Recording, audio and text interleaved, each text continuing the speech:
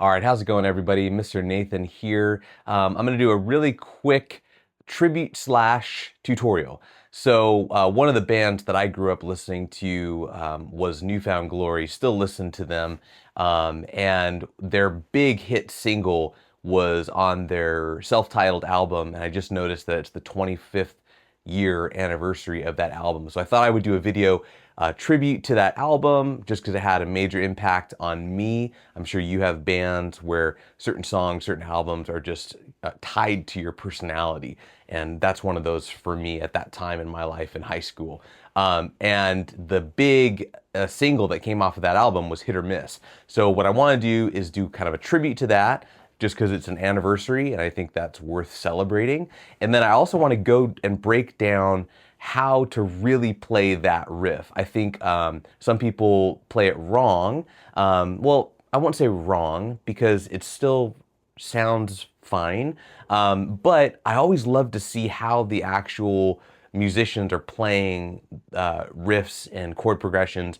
So I want to break down how Chad Gilbert, the main guitar player in New Found Glory, plays that riff. So before we go any further, if you like this kind of content, subscribe to the channel. It helps it grow, helps me know what you guys like so I can do more of it. I love just investing in the music community with the little kind of angle I have of doing covers, tutorials, stuff like that. So subscribe, like, comment below if there's other songs or other like albums or bands that really kind of hit you personally, that maybe there's anniversaries that you've kind of been a part of, going to their shows or stuff coming up, but or bands that you'd love for me to cover on the channel. It'd be great to be able to kind of interact with your taste in music. But anyway, before I get rambling anymore, Hit or Miss is the hit single, and basically if you're kind of going for the basic chord progression, you basically have an E to a B,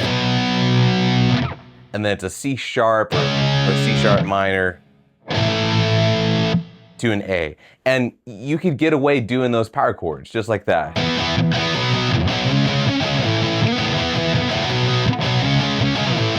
And that's fine. But when you watch Chad play, he actually stays pretty stationary in this area of the guitar, and this is the 7th fret. So what he does is he plays the pointer on the A string 7th fret, the E, and then he does his pinky on the 9th fret of the D string. Okay, so that's your starting position, just those two. And he's muting the rest of them. So if I go over the other strings,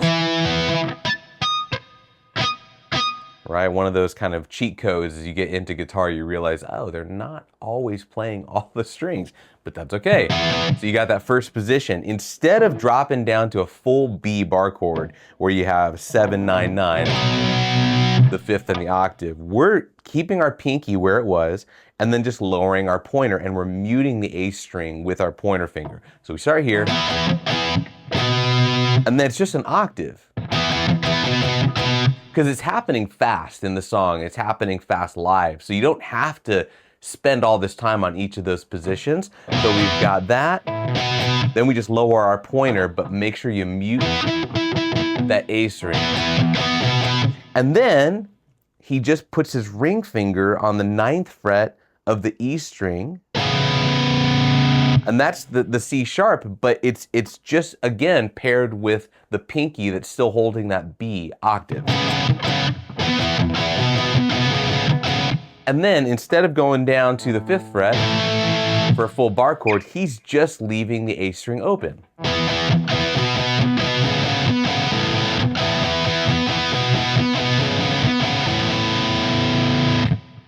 And that's it. So you're able to just stay in that position for that main riff.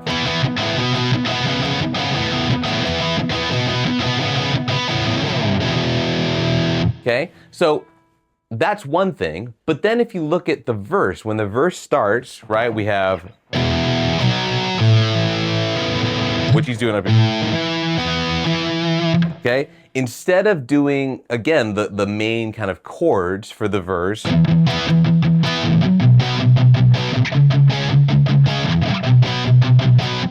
he's just doing the E And then he's lowering his pointer finger, again, keeping that pinky kind of droning on that B on the D string. And he's just playing an E over D sharp or E over E flat. But basically you're just pointer finger down to the 6th fret on the A string, pinky still on that 9th fret. And then he goes all the way down to 4 and 6.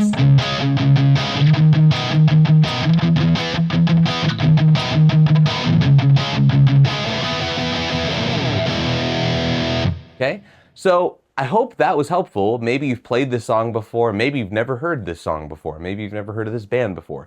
That's okay, but hopefully it gives you something fun to do. And again, just a good invitation to, when you're learning a song, especially with what we have available on YouTube and online, try to figure out what they're doing. And maybe you're already doing it, but it could lead to some surprises that maybe you weren't doing when you read the tab or the chord chart. That just gives you a different way of playing a chord. So this whole thing,